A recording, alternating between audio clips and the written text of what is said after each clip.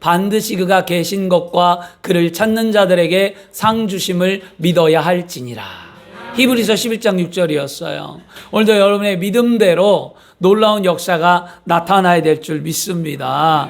그러면 우리의 믿음이 뭐냐는 거예요. 오늘 우리 믿음이 있어서 나왔잖아요. 이 믿음 앞에 우리는 오늘도 감사하고 여러분 추수감사절을 통해 감사의 아름다운 열매가 우리의 믿음의 열매들이 많이 맺혀지는 삶이 되어야 할 줄 믿습니다.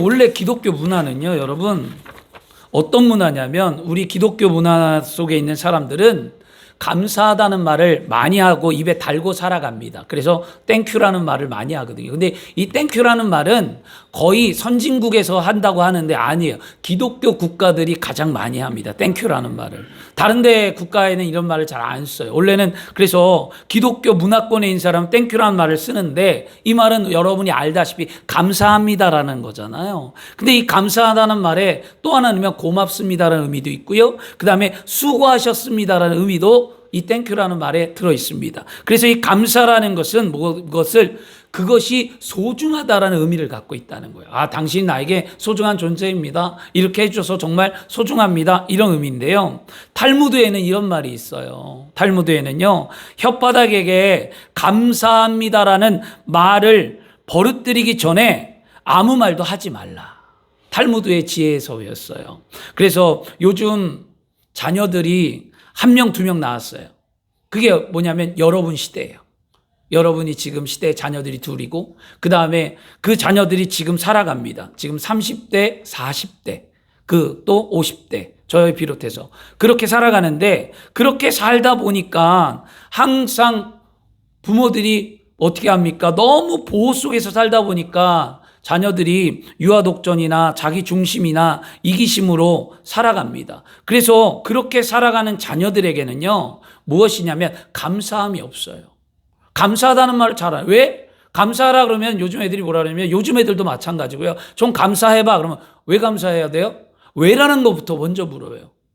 근데 우리 때는 그러지 않았거든요. 작은 일에 감사하는 삶을 살았고 여러분 때도 항상 우리가 옛 선조들에게 배운 게 뭐지요? 선조들에게 남을 배려하고 감사하며 인사하고 이런 걸 배웠잖아요. 근데 그게 많이 사라졌다라는 겁니다. 그래서 요즘 재미난 이야기가 뭐냐면 외국 사람들이 한국인들을 바라보며 이렇게 얘기한대요.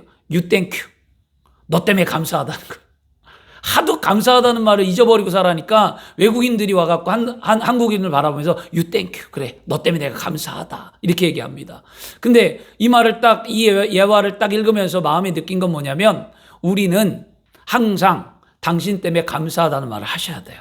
내가 감사하기도 하지만 아내 때문에 감사하고 남편 때문에 감사하고 자녀 때문에 감사하고 교회를 만나 감사하고 성도끼리 감사하고 세상에 직업을 가진 사람들끼리 나와 관계를 가진 사람 때문에 감사한 거예요. 회사 다니는 거 왜 감사하죠? 회사를 욕하고 불평할 이유가 있는 게 아니에요. 여러분, 노동자들이 많이 불평하는데 저는 반대로 생각합니다. 회사를 다니며 불평하기 전에 감사의 조건을 찾으면 바뀌어요. 회사가 있으니까 내가 먹고 사는 거 아니겠냐고요, 여러분. 그렇죠? 여러분, 한 가지 예를 들어볼까요? 저는 이게 참 아이러니하기도 하고 서로 싸우는 것 가운데 하나인데 이게 뭐냐면 잘 살기 열심히 살아가고 회사에서 하기 위해서 새벽 배송이라는 걸 했어요. 와켓컬리를요. 그런데 지금 노동자가 뭐라고 고백합니까? 밤에 일하기 힘드니까 새벽 배송을 또 없애자고 얘기합니다. 그러면 새벽 배송을 하기 위해서 구축하고 차를 사고 일을 하고 화물차를 끌고 배송을 하기 위해 했던 사람들이 새벽 배송이 없어지면 일자리가 다 없어지는 거예요. 컨테이너 옮겨야 되는데 그 화물차들 하는 사람들 새벽에 옮기면서 벌었는데 없어지는 거거든요. 그러니까 무엇을 생각하냐면 다 이기적인 거예요, 여러분. 그래서 우리는 이기적인 생각보다는 그냥 여러분 감사하는 삶을 살아가시길 바랍니다. 이게 기독교인의 사고예요. 좀 불편할 수 있어요. 여러분 손해볼 수도 있고 억울할 수도 있고 답답할 수도 있어요. 그런데 기독교인들의 사고는 뭐냐면 그 속에서 뭐하라? 감사하라는 거예요. 왜냐? 감사할 때 하나님이 모든 것을 회복시켜 준다는 거예요. 이게 우리의 믿음 아니냐고요. 하나님이 살아있다는 것을 믿는다면 내 생각과 다르고 내 생각과 안 맞다 하더라도 하더라도 내가 믿음이 있다면 하나님, 내가 하나님을 믿사오니 믿음으로 감사하고 믿음으로 참고 믿음으로 견디고 믿음의 삶을 살아간다라고 하나님께 고백해 보세요. 그러면 하나님이 그런 자들을 그냥 내버려 두겠냐고요. 아니, 하나님은 살아계셔서 말씀에 순종하고 믿음의 삶을 사는 저와 여러분들에게 아름다움으로 하나님이 합력하여 선을 이루시는 줄 믿습니다. 그래서 여러분, 우리는 이제 감사합니다, 고맙습니다, 이런 말들을 많이 하시길 바랍니다. 오늘 말씀이 뭐냐면 감사의 노래의 소리를 높여 부르며, 감사하다는 걸 뭐예요? 노래의 소리를 어떻게 하라는 거예요? 높여 부르라는 거예요. 높여 부르면 뭐 한다는 거죠? 그 일로 말미암아 놀라운 일들을 다 전하겠다는 거예요. 놀라운 일들을. 자, 음향 좀 낮춰주세요. 놀라운 일들을 전하겠다. 어떤 것을 통해? 우리를 통해 하나님이 살아계신 것을 나타내는 거예요. 여러분, 믿음이 믿습니다만 믿음이 아니라는 거였어요. 분명히 아셔야만 합니다. 열매는 뭐냐면 나를 통해 내가 감사하고 내가 예배하고 내가 물질 심고 내가 봉사하고 내가 믿음을 갖고 구원의 감격을 통해 하나님 앞에 세상 사람들이 말하는 종교생활이라고 말하지만 우리는 종교생활이 아니잖아요. 우리가 세상이 종교생활이라고 말한다 하더라도 우리가 하나님을 섬기는 모든 행위를 통해서 뭐 하라는 거예요? 나타나라는 거예요. 이게 중요한 건데 요즘 그런 게 안 나타나니까 우리가 힘든 삶을 살아가는 거예요. 그럼 우리부터 하나님의 축복의 통로가 되고 은혜의 통로가 되고 우리를 통해 흘러가는 역사가 나타나야 될 줄 믿습니다. 나에게 행하신 하나님의 놀라운 역사가 드러나는 믿음의 삶, 이게 얼마나 아름다운 삶입니까? 누구도 부인할 수 없잖아요. 나를 보라, 이렇게 말할 수 있지 않겠어요? 제가 죄종이 되었긴 했지만 저도 죄종 되기 전에 친구들이 예수를 안 믿고 그랬지만 제가 강력히 얘기하는 게 있어요. 나를 보라는 거예요. 나를 봐라. 내가 어떻게 예수를 믿었고 내가 어떻게 지금 믿음의 삶을 살아가고 있는지 나를 봐라. 그러면 이렇게 얘기합니다. 친구들이. 걱정 안 돼? 불안하지 않아? 노후가 걱정 안 되나? 그리고 불안하지 않아? 성도는 늘었어? 걱정들을 하는 거예요. 그래서 말합니다. 아니, 괜찮아. 나는 내가 믿는 하나님이 나에게 반드시 은혜를 주셔서 내 삶을 아름답게 할 거야. 자녀들 어떻게 키워? 걱정 안 해. 하나님이 다 해결하실 거야 라는 믿음이 있습니다. 무엇 때문이죠? 하나님이 나와 함께함을 아는 확신 있는 믿음이죠. 여러분, 그런 믿음이 있습니까? 그런 믿음이 있어야 감사가 넘쳐나는 거예요. 그렇게 오늘도 되어야 됩니다. 그런데 감사는 마음에 썩을 것을 방지하는 방부제 역할도 하고요. 감사는 상한 마음을 치료하는 치료제 역할을 합니다. 그래서 감사할 때 원망과 불평과 낙심과 포기와 우울들이 사라지고 감사할 때 내 마음에 기쁨과 감사와 평안과 행복과 이 모든 것들이 넘쳐나게 되는 줄 믿습니다. 주 안에 사랑하는 여러분, 우리는 구원받은 하나님의 자녀로서 우리 삶 속에 매 순간마다 감사해야 할 것들이 분명히 있다는 거예요. 그래서 오늘 제목이 뭐냐면 무엇에 감사하며 삶을 살아가냐는 거예요. 무엇에 감사하며 살아갈까요? 오늘 곰곰이 한번 생각해 보길 원합니다. 나는 감사한가? 나의 삶을 통해? 내가 80년 살고 70년 살면서 나는 얼마나 감사를 했지? 나는 늘 원망했던 남편을 향해 무엇을 감사했지? 나는 늘 아내에게 원하는 것만 많았는데 아내에게 난 뭘 감사하지? 나는 자녀에게 바라는 건 없지만 그래도 자녀들을 통해 나는 무엇을 감사함을 느끼며 살아가지? 내 부모가 나에게 해준 건 없지만 부모를 통해 무엇을 통해 감사하지? 주신 게 많으면 그 준 것이 부모의 피땀을 흘려 나에게 나누어 준 거에 나는 어떤 감사로 살아가지? 이런 감사들이 우리는 믿음이 있다면 깨달아야 된다는 거예요. 그래서 우리는 믿음이 있기 때문에 우리가 살아가는 감사에 뭐가 많다? 조건이 많다. 그렇죠? 근데 세상 사람들은 생각하는 게 세 가지를 항상 고민하고 살아간대요. 여러분 잘 생각해 보세요. 세상 사람들이 뭘 고민하냐면 첫째는 나는 누구인가를 고민하며 살아간대요. 나는 누구지? 난 누구의 엄마인가?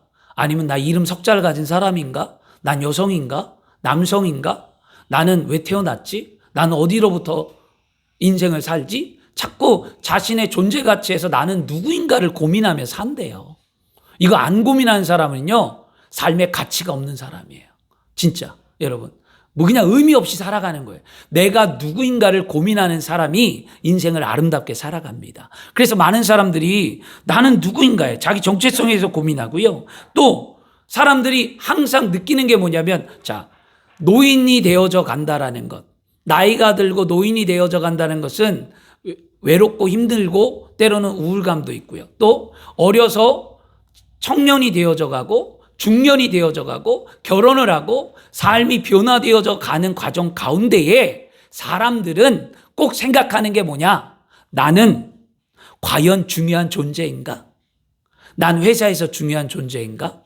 난 가정에서 중요한 존재인가? 나는 부모로서 자녀들에게 중요한 존재인가? 나는 지금 이 삶을 살아가면서 내 삶에 나는 중요한 존재인가를 생각한다는 거예요. 이 중요성, 존재의 가치의 중요성을 사람들은 늘 생각한대요. 세 번째, 사람들은 뭘 생각할까요? 사람들은 그러면 뭐냐면, 그러면 내 삶의 위치는 어디지? 나는 어떤 영향력이 있지? 나는 어떤 인생을 살고 있는 걸까? 나는 바른 인생을 살았는가? 난 이기적인 인생을 살았는가? 아니면 나는 뭐 착하게 살았는가? 어떤 삶의 영향이 나에게 있는가를 고민한대요. 그 고민 때문에 사람들은 늘 불안한 거예요. 난 영향력이 없어서 불안하고, 나는 내 존재의 가치가 없다고 생각해서 우울하고, 그 다음에 나의 정체성을 몰라서 답답하고, 이런 고민을 하기 때문에 감사가 모르고 살아간다고 합니다. 그런데 여러분, 주 안에 사랑하는 여러분, 여러분들이 만약에 이 세 가지를 고민하고 있다면 여러분들은 지금 믿음이 연약한 자들이에요. 왜냐? 믿음이 있는 자들은 이 고민을 할 필요가 없어요. 이 고민은 누가 하냐? 세상 사람들이 하는 거예요. 믿음이 있는 우리는 이런 고민에서 자유해야 될 줄 믿습니다. 왜냐? 진리를 알지니 진리가 너희를 자유케 한다는데, 그 진리는 예수 그리스도라는 거예요. 예수 그리스도를 아는 자는 세상이 고민하는 그 고민 속에, 그 풍파 속에, 그 염려 속에 마음과 생각과 환경이 흔들려 휩쓸리는 것이 아니라, 예수 그리스도를 믿는 자는 마음의 자유와 기쁨과 은혜가 있어서 하나님의 말씀과 섭리에 따라서 고민하지 아니하며 행복한 삶을 사는 거죠. 그래서 주 안에서 뭐 하라는 거예요? 항상 기뻐하라. 내가 다시 말하노니 기뻐하라. 아니, 어떻게 주 안에 기뻐할 수 있냐고요? 세상과 어떻게 다르게 살아갈 수 있냐고요? 왜냐? 말씀에 답이 있고 성령 안에 하나님이 나를 깨닫게 하시고 은혜가 있기 때문이라는 거죠. 그래서 예수 그리스도를 믿는 순간 나는 하나님께 사랑받고 있는 존재임을 아는 거예요. 예수를 믿는 순간 나의 창조의 섭리를 알고, 하나님이 나를 창조하셨고 하나님이 나를 사랑하셨고 하나님의 은혜 속에 사는 삶을 아는 거예요. 어디서 와서 무엇 때문에 살며 어디로 가는지를 분명히 아는 것, 나의 존재를 아는 것이 믿음이었어요. 그리고 내가 세상에서 하나님의 사명을 이루기에 살아가고 있는 존재이기 때문에 나는 중요한 사명자의 존재를 갖고 살아가는 거죠. 그래서 땅끝까지 이르러 내 증인이 되라고 말씀하셨습니다, 예수님이. 그러면 나는 중요한 존재예요. 어떤 존재? 복음을 증거하고 복음을 나타내고 하나님의 통로요, 하나님의 대사요, 그런 삶을 살아가는 거죠. 성경에서는 뭐라고 말합니까? 너는 그리스도의 향기라. 너는 그리스도의 편지라.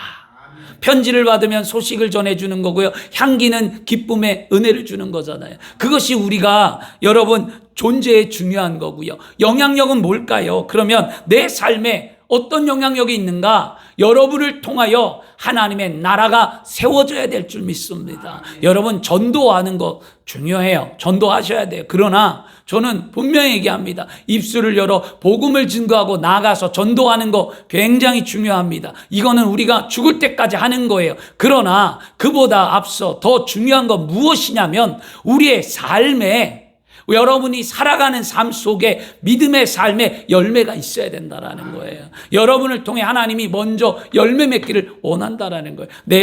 안에 생명이 흘러가고 내 안에서 향기가 흘러가고 내 안에서 영향력이 그거예요, 여러분. 여러분을 통해서 남편이 살아나면 여러분 영향력 있는 사람이에요. 여러분을 통해 가정이 회복되면 여러분 영향력 있는 사람이에요. 어떤 영향력을 말하는 걸까요? 우리는 자꾸 세상의 기준과 관점의 가치를 갖다 보니까 영향력을 크게 생각하는데 성경은 그렇게 말하지 않습니다. 한 영혼이 천하보다도 귀하다고 했습니다. 한 영혼을 살리는데 내가 일조했다면 나는 영향력 있는 사람이에요. 그러므로 우리는 영향력 있는 삶을 살아가는 줄 믿습니다. 그래서 오늘 여러분, 우리가 말씀을 통해서 여러분 깨닫게 되면 믿음이 강해지는 거예요.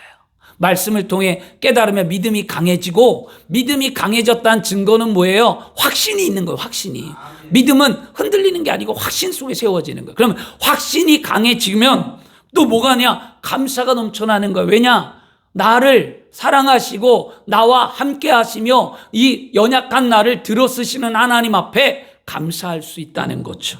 여러분, 이번 추수감사절을 통해 우리가 이렇게 감사해야 될 이유를 분명히 깨닫기를 원합니다. 그런데 우리가 분명한 감사는 뭐냐? 여러분, 우리가 감사의 이유에 분명한 것은 구원을 허락하셨기 때문이라는 거예요. 구원. 그래서 구원받음에 감사하는 삶을 살기를 축원합니다. 예수 믿는 사람은 근본적으로 감사할 수 있는 이유가 구원에 대한 감사인데, 이 구원은 예수 그리스도의 속죄를 통해 영원한 죄와 형벌에서 건진반 되었다.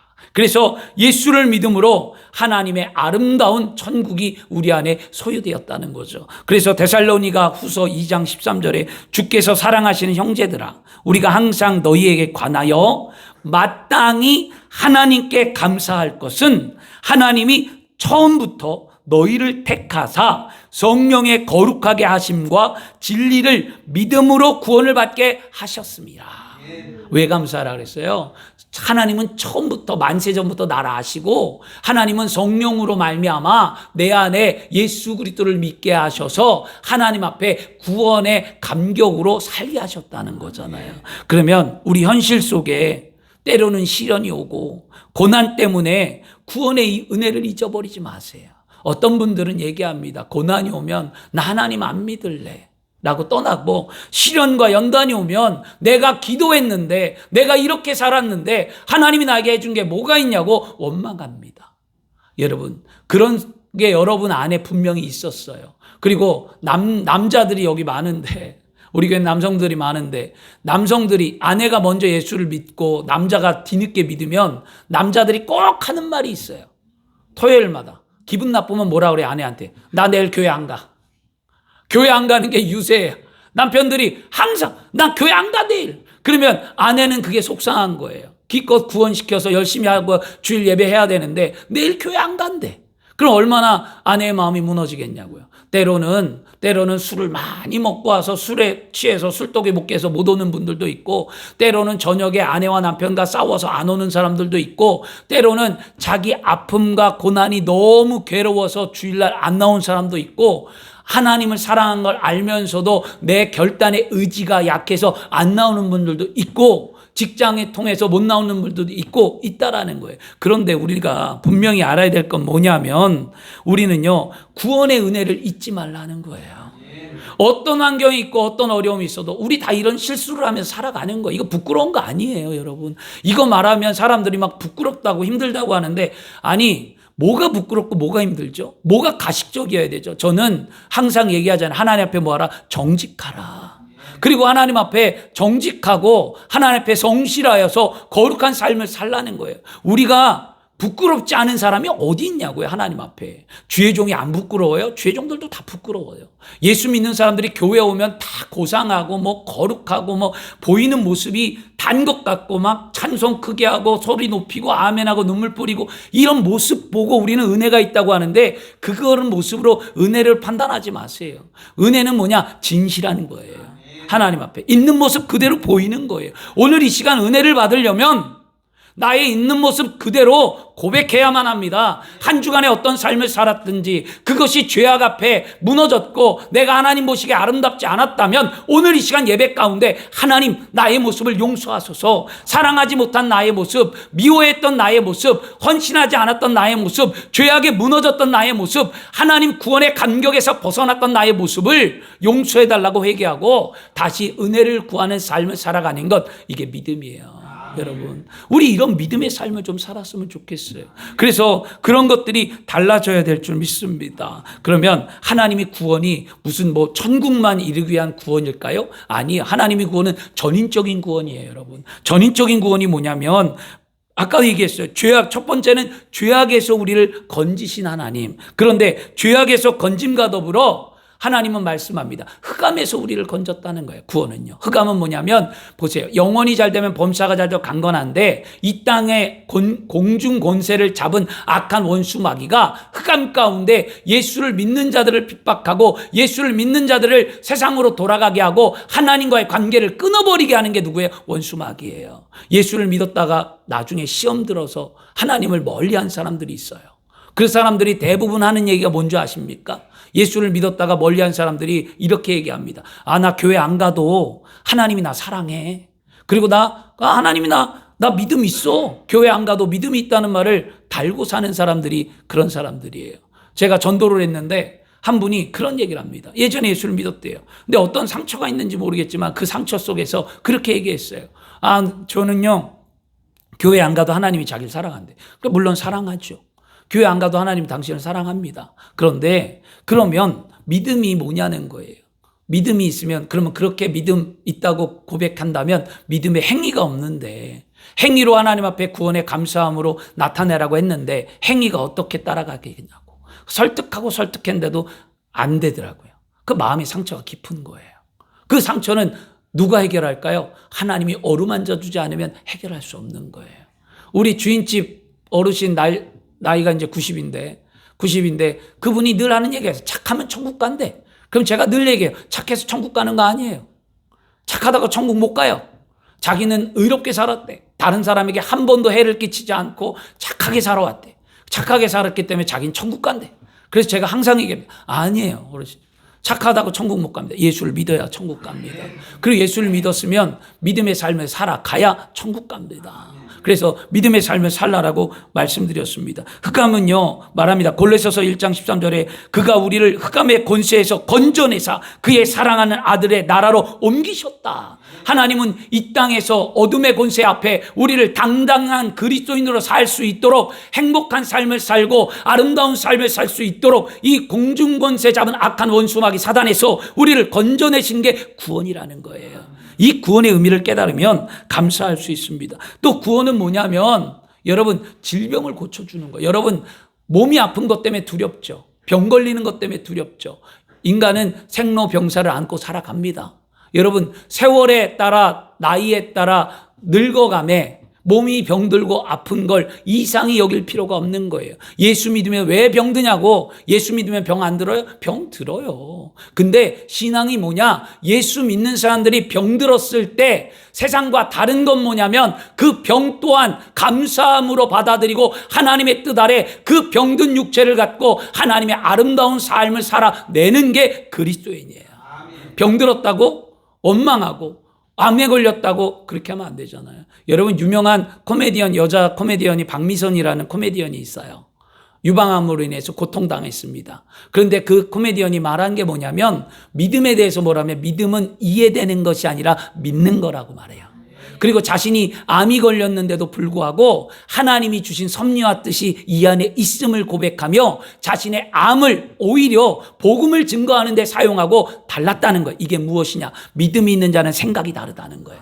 믿음이 있는 자는 긍정적인 삶을 살아간다는 거예요. 믿음이 있는 자는 어떤 환경과 역경 속에서 절대로 흔들리지 않는 거예요. 그게 믿음이 있는 자고 그게 구원받은 하나님의 사람입니다. 여러분 나무에 달려서 그 몸이 우리의 죄에 담당하셨고 우리의 죄에서 죽고 의에 대해 살게 하려 하심이고 채찍에 맞음으로 나음을 입었다라고 말씀합니다. 그러므로 믿음을 갖고 고백하세요. 병 낫기를 간절히 기도하면 하나님이 은혜로 말미암아 여러분의 병을 고쳐 주시는 줄 믿습니다. 그리고 여러분 갈라디아에서는 분명히 말하죠. 그리스도께서 우리를 위하여 저주를 받으사 율법의 저주 아래서 우리를 속량하셨으니 기록된 바 나무에 달린 자마다 저주 아래 있지 아니하리라. 여러분, 우리는 예수 그리스도를 믿는 것은 우리의 삶의 저주는 떠나간 거예요. 우리의 삶에 예수를 믿으면 왜 우리 교회가 행복한 교회입니까?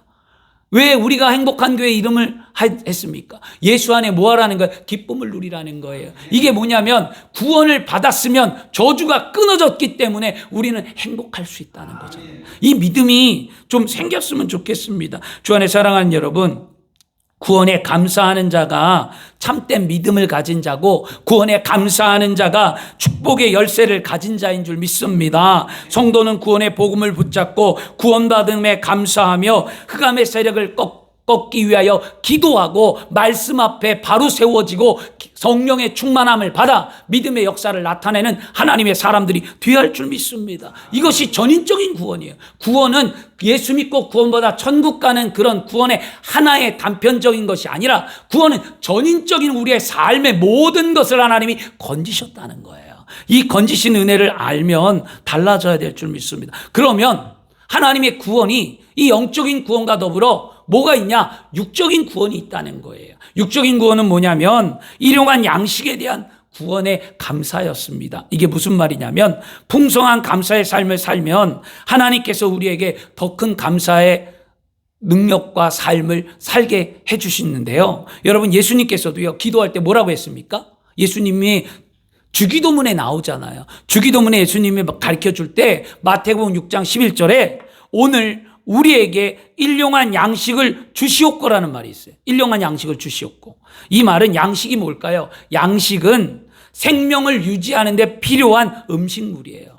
생명을 유지하는 데 필요한. 그러면 하나님은 우리의 생명을 사랑하셨고 하나님은 우리의 생명을 소중히 여겨셔서 우리의 먹고 마심에 하나님은 모든 것을 허락하셨다는 거잖아요. 그런데 더불어 여러분, 더 나가서 이 양식이라는 말은 물질 세계에서 필요한 일상의 모든 거예요. 양식이라는 것은 물질 세계에 필요한 모든 거예요. 우리가 일용한 양식을 위해 기도할 때 우리의 생명과 생활에 필요한 모든 것을 하나님은 어떻게 공급해 주시기 때문에 우리는 감사한 거예요. 예수를 믿고 구원받았을 때 우리가 하나님 앞에 감사한 것은 하나님이 나의 필요한 일용한 양식을 다 채워주기 때문이라는 거죠. 그런 믿음의 삶이 되어야 될 줄 믿습니다. 그러면 여러분, 우리가 하나님이 우리의 뭘 예비한 거예요? 물질 세계를 다 예비해 놓으셨다는 거예요. 하나님께서 물질에 관심이 없다? 이거는 잘못된 설교예요. 하나님 물질에 관심이 없지 않으세요, 여러분. 하나님께서는요, 인간을 지으시기 전에 무엇을 먹을까, 무엇을 마실까, 무엇을 입을까를 인간이 염려하지 않도록 하나님은 뭐 했습니까? 에덴 동산을 만드셨어요. 에덴이라는 것은 기쁨과 원래 파라다이스라는 뜻을 가져서 기쁨과 행복의 번영, 그런 뜻을 갖고 있는데 이 에덴을 만들고 그 속에 사람을 만드셨잖아요. 그러면 하나님은 우리의 삶에 우리의 일용한 양식 모든 것을 다 책임져 주시는 하나님이라는 거예요. 그래서 하나님은 인간에게 복을 주실 때 뭐라고 말씀하셨냐면 신명기 28장 1절과 6절에 물질 세계를 약속하며 이런 복을 주셨어요. 뭐냐? 내가 내 하나님 야훼의 말씀을 삼가 듣고, 보세요, 조건이 있어요. 복을 받는 조건, 아름다운 조건, 행복할 수 있는 조건, 뭐예요? 하나님의 말씀을 듣는 거예요. 듣고 행하는 조건이었어요.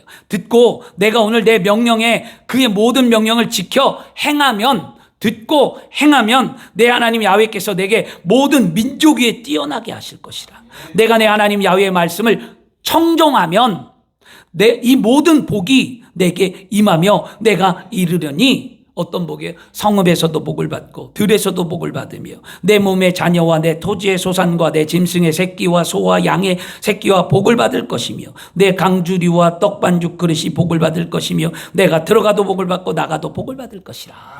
하나님은 분명히 우리에게 뭘 약속하셨습니까? 축복을 약속하셨어요. 하나님께서 실제로 성경에 순종하는 아브라함에게 하나님은 축복하셨어요. 그리고 하나님은 이삭에게 100배의 열매를 맺는 복을 허락하셨어요.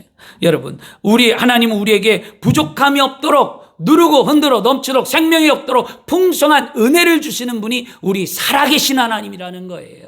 여러분, 신앙은 체험해야 돼요.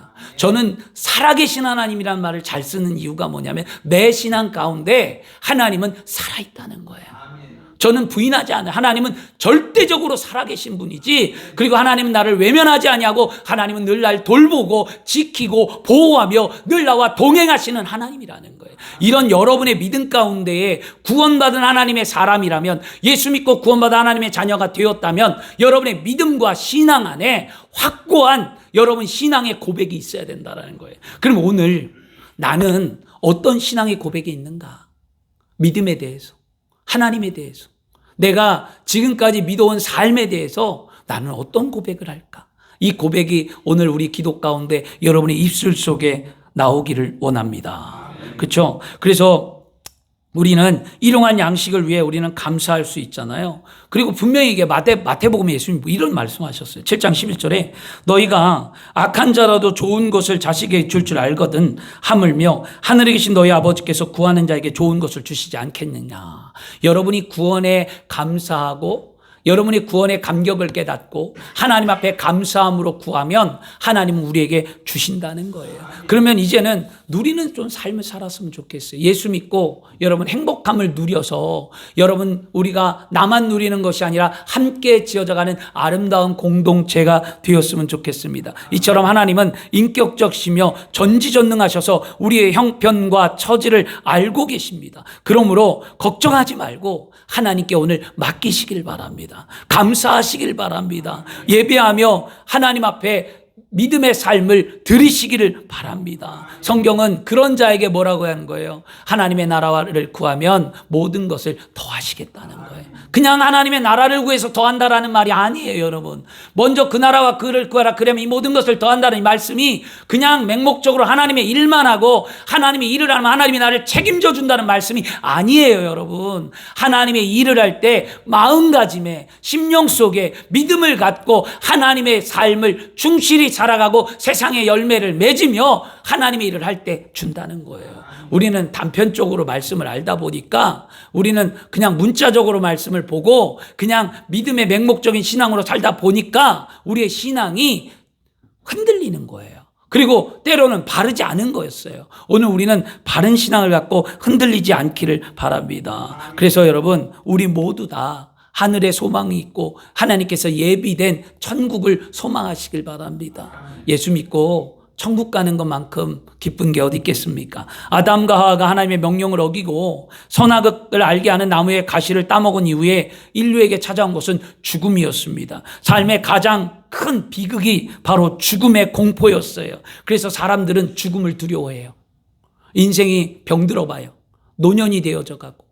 그 다음에 여러분 죽음 앞에 놓여봐요. 사람들이 다 죽음을 감사하고 죽음을 앞에서 당당할 것 같으세요? 아니에요. 여러분 호스피스 병동 가면 호스피스 병동은요, 그 그리스도인들이 기독교인들이 만든 건데 암병을 걸린 자들을 그 죽음의 생애를 잘 마감하도록 하기 위한 병동이 호스피스 병동이에요. 그리고 제가 요즘에 강의를 들으면서 하나의 과제가 뭐였냐면 이것입니다. 안락사 하는 것. 의료기로 말미암아 안락사, 자신의 삶을 마감하는 게 과연 옳으냐 안 옳으냐 토론이 붙었어요. 여러분, 병든 사람이 고통 속에 있을 때 스스로 생을 마감하는 것, 그에게 그런 선택권을 줘야 된다라는 의견과 아니다, 그래도 생명은 그런 게 아니라 살아야 된다는 의견으로 두 개로 나누어서 토론을 했는데, 저는 근데 그 죽음을 선택해야 된다라는 게 예전에 비해서, 예전에는 스스로 죽음을 선택하게끔 해야 된다라는 게 10%였다면 요즘에는 죽음을 선택하는 횟수가 30%가 넘더라고요. 이게 심각한 거거든요, 사실은요. 여러분, 죽음은 고통 속에 있다 하더라도 스스로 생을 마감하는 게 아니라, 고통을 끊어서 스스로 마감하는 것이 아니라 생명은 하나님께 있으므로 죽음 앞에 우리가 어떠한 삶을 살아가든 아름답고 복된 죽음을 맞이하도록 우리는 기도해야만 합니다. 그래야 천국 갑니다. 여러분, 생명을 스스로 끊으면 그거는 예수 믿고 천국 갈 수 없는 거예요, 여러분. 물론 스스로 생명을 끊다가 주님 용서해 주세요. 나 구원받길 원합니다라고 고백한 사람은 구원받을 수 있겠죠. 그러나 그렇지 않고 자신 스스로 진짜로 구원을 잊어버리고 끊으면 그런 얼마나 안타깝겠어요. 여러분, 죽음 앞에 누구도 그 사람이 천국이냐 지옥이냐 판단하고 말할 수 없고 구원은 하나님 편에 달려 있지만 우리가 중요하게 말씀을 믿었으면 생명의 주권자임은 하나님을 믿고 여러분의 생명을 소중히 여기며 여러분이 천국을 소망해야 될 줄 믿습니다. 그래서 우리의 생명이 아름답고 복되며 소중한 줄 믿습니다. 그러면 우리의 생명이 아름다우면 왜 아름다울까요? 우리의 생명의 근원이신 예수 그리스도가 우리 안에 있기 때문입니다. 바리새인들이 예수님께 나왔어요. 그리고 마태복음에 보니까 바리새인들이 예수님께 질문을 던집니다. 그 질문이 뭐냐면 누가복음에 바리새인들이 하나님의 나라가 어디 있냐는 거예요. 예수님 앞에 예수님 하나님의 나라는 어디 있습니까? 예수님께 이렇게 물었어요. 그래서 예수님께서 대답합니다. 하나님의 나라는 볼 수 있게 임하는 것이 아니라 또 여기 있다 저기 있다 너 못하리니 하나님의 나라는 너희 안에 있느니라. 그러면 예수 믿고 내 마음이 즐겁고 기쁘고 행복하면 천국의 삶을 살아가는 거고 예수를 믿었는데도 불구하고 내 마음에 근심과 염려와 답답과 불안과 미움과 이런 걸 혼란 속에 놓여 있다면 여러분 예수 믿고 아직 천국의 삶을 누리지 못하는 거예요. 예수를 믿으면 천국의 삶을 누리시길 바랍니다.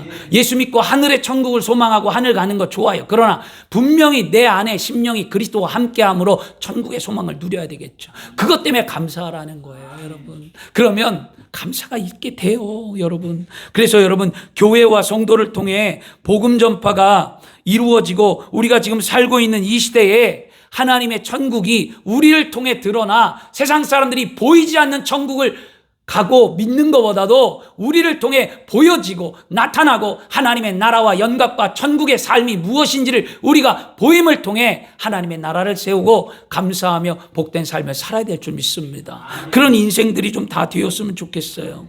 여러분, 천국은 어떤 곳이에요? 눈물도 없고 여러분 천국은 영원한 안식과 평안을 누리는 거예요. 앞서거니 뒤서거니 여러분 아내를 떠나보내고 여러분이 부모를 떠나보내고 여러분 누군가를 떠나보내서 천국에 다 보냈습니다. 그러면 이제 우리는 왜 천국을 소망합니까? 우리가 가서 다시 만날 날이 있기 때문입니다. 예수를 믿으면 다시 다 만나요. 그 다음에 우리는 천국 가서 우리는 주님의 형상과 모습을 담고 주님과 교제하며 아름다운 삶을 사는 거예요. 내가 그렇게 예수님을 만나보고 싶고 내가 예수님을 그렇게 알고 싶은데 지금은 육신의 눈으로 예수님을 볼 수 없고 육신의 눈으로 믿음이 무엇인지 모르고 하나님이 누군지 몰라 볼 수 없지만 내가 천국 가면 그렇게 보고 싶었던 그 하나님, 보고 싶었던 주님을 만날 수 있게 기쁜 거예요.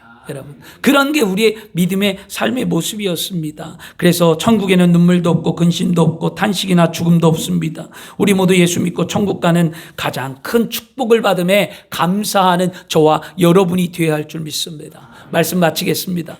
여러분, 데살로니가전서 5장 18절에 범사에 감사하라, 이것이 그리스도 예수 안에 너희를 향하신 하나님의 뜻이라고 말씀합니다. 감사는 하나님께서 우리에게 향한 뜻이래요. 그러므로 믿음이 있는 저와 여러분들은 범사에 감사하라는 거예요. 범사가 뭡니까? 날마다 감사하라는 거잖아요. 기분 좋을 때 감사한 게 아니잖아요. 그래서 이걸 뭐예요? 변덕이 죽을 듯 한다 그러잖아요. 우리의 마음이 그러지 않았으면 좋겠어요. 하나님을 믿는 믿음을 무슨 갈대와 같이 손바닥 뒤집듯이 그런 신앙생활 하지 마시고요. 여러분, 끝까지 믿었으면 끝까지 가시길 바랍니다. 어느 땐 기분 좋았다가 어느 땐 기분 안 좋았다가 어느 땐 열심히 기도했다가 어느 땐 기도 안 했다가 어느 때는 예배에 충성했다가 어느 땐 또 예배 안 나왔다가 어느 땐 물질로 막 심고 11조하고 건축하고 구제하고 선교하고 하다가 어느 때는 물질 못 받으니까 안 했다가 하나님 그런 하나님 아니에요. 여러분 그런 모습들을 우리는 다 고치고 이제는 그런 삶에서 흔들리지 않고 확고한 감사의 조건을 찾고 내가 왜 감사해야 되는지를 깨닫고 믿음을 지켜내야 될 줄 믿습니다. 주 안에 사랑하는 여러분, 구원에 감사하십니까? 그러면 여러분의 삶에 하나님께서 채워주심에 감사하십니까? 그러면 여러분이 예비된 천국이 있기 위해 감사하십니까? 오늘 우리가 감사해야 될 진정한 이유가 무엇인지를 예배를 통해 말씀을 통해 들었습니다. 그럼 어떻게 하라고 했어요? 말씀을 듣고, 따라하겠어요. 말씀을 듣고 생각하고 결단했다면 이제 행동으로 옮기자. 아멘. 이제 우리는 달라져야만 합니다. 따라하겠습니다. 이제 나는 달라지겠습니다. 아멘. 달라져야 돼요. 오늘 여러분이 믿음의 말을 한 대로 달라지는데 무엇이 달라져야 되냐? 첫 번째, 여러분 분명히 기억하셔야만 합니다. 제가 여러분들에게 진짜 해드리고 싶은 게 뭐냐면 이 말이에요. 예배의 삶에 달라지라는 거예요. 이제 제발 여러분 예배의 삶이 달라지시길 바랍니다. 과거의 예배의 삶이 아니라 진짜 내가 조금이라도 달라졌다면 여러분 감사한 거예요. 근데 전 감사해요. 솔직히. 여러분에게 많은 것을 바라보면 저도 실망합니다. 여러분이 직분자고 여러분이 신앙을 바라보며 많은 높이에서 여러분을 바라보면 나도 낙심하고 실망하지만 그게 아니라 여러분들이 변화되어지는 모습, 한 가지라도 하는 모습, 조금씩 나아지는 그 모습에 감사가 넘쳐난다는 거예요. 제가 무엇을 감사할까 고백하며 기도했을 때 제가 눈물이 나도록 감사한 건 뭐냐면 올해 1년 안에 성도들이 달라진 모습이 내 눈에 선한 거예요. 예배하는 모습, 아멘하는 모습, 찬송하는 모습, 기도하는 모습, 여러분 전도하는 모습, 여러분 생활하는 모습, 순종하는 모습, 여러분들이 100%는 아니더라도 그 모습 하나하나가 머릿속에 떠오르면서 감사하다. 성도들이 예배가 달라졌구나. 이런 걸 깨달았고요. 여러분 또 우리는 무엇이 달라져야 하냐면 하나님 앞에 이제는 따라하겠습니다. 봉사하는 삶이 달라지겠습니다. 아멘. 봉사하는 삶이 누구 눈치 보지 말고 저 사람이 하나 하니까 나도 하나야 하는 것 이런 거 하지 말고 그냥 내 마음에 기쁨이 있고 내 마음에 감사가 있으면 누가 돕든 안 돕든 내가 충실되게 하면 돼요. 여러분 그게 하나님의 은혜 아니겠습니까? 꼭 정한 날에 같이 해야 되고 꼭 누구와 붙들어야 되고 이런 거 이제 버리고요. 기쁨이 있으면 하나님은 뭐예요? 합력하여 선을 이루어요. 아름답게 하시니까 하나님이에요. 그냥 내가 은혜대로 하시면 된다. 그 다음에 우리가 가장 민감한 것 뭐예요, 여러분? 물질이잖아요. 물질 세계 하나님 우리에게 주셨다고 했습니다. 따라하겠습니다. 물질의 삶이 달라지겠습니다. 아멘. 열왕기에 18장 21절에 엘리야가 말합니다. 모든 백성이 가까이 나가 이르되 너희가 어느 때까지 둘 사이에서 머뭇머뭇거리겠느냐? 야훼가 만일 하나님이면 그를 따르고 바알이 하나님이면 그를 따르라. 이게 뭐냐면 우상을 섬기는 이스라엘 백성들에게 지금 엘리야가 말하는 거예요. 마찬가지입니다. 이 말씀을 오늘 기억하세요. 언제까지 머뭇거리겠어요? 언제까지 누가 붙들고 언제까지 누가 나오라고 하고 언제까지 누가 하라고 해서 했겠냐고요. 여러분, 여러분이 믿는 하나님이 살아계시고 내가 예수 믿고 구원받아 하나님의 자녀가 되었고 내 안에 성령님이 계시고 말씀이 나를 이끄는 게 확실하다면 예배에 나오고 여러분 봉사하는 삶을 살고 물질의 삶을 사시길 바랍니다. 그게 아니면 하지 말라는 거예요. 여러분, 단호한 말씀이죠. 이제 머뭇거리지 마세요. 이제 주님 앞에 나오시길 바랍니다. 머뭇거리지 말고 모든 예배에 감사함으로 적극적으로 최선을 다해 예배하기를 축원합니다. 시편 7절에도 오직 주의 5편 7절에도 오직 주는 풍성한 사랑을 힘입어 주의 집에 들어가 주를 경외함으로 성전을 향하여 예배하리라. 그리고 성령의 이끌림에 따라 복음을 전하는 일과 봉사하는 일에 열심을 내며 감사하기를 축원합니다. 에베소서 4장 12절에도 이는 성도를 온전하게 하여 봉사일을 하게 하며 그 그리스도의 몸을 세우게 하려 함이라고 말씀합니다. 그리고 여러분 물질의 감사를 이제는 하나님을 의지하면서 여러분 11조 건축 구제 선교 나눔을 드리는 물질의 삶을 사시기를 축원합니다. 그렇게 해서 하나님이 풍성한 은혜를 줌을 깨달으길 바랍니다. 그런데 여러분 억지로 하지 마세요. 인색하게 하지 마세요. 마음의 진실함으로 성실함으로 정직함으로 하나님 앞에 하시길 바랍니다. 그래서 여러분의 삶이 아름다워지기를 원합니다. 오늘 말씀이 시편 26편 7절이었잖아요. 감사로 노래를 소리 높여 부르며 주께서 나에게 행하신 놀라운 일을 모두 전하리라. 감사는요 내 안에 나타난 게 있어야 돼요. 그거 모두 전하는 삶이 되어야만 합니다. 1년을 뒤돌아보고 하나님 어떤 은혜 속에 감사했는지를 깨닫고 그 감사함으로 내가 기쁨으로 가정 속에서, 직장 속에서, 사회 속에서, 여러분이 주어진 현실 속에 하나님의 이름을 높이며 하나님의 영광을 드러내는 아름다운 삶을 살기를 그리스도인으로 축원합니다. 그런 사람들이 복된 삶을 사는 거예요. 오늘 저와 여러분이 그런 복된 삶이 되어야 할 줄 믿습니다. 기도하겠습니다. 좋으신 아버지 하나님, 감사합니다. 추수감사절을 맞이해서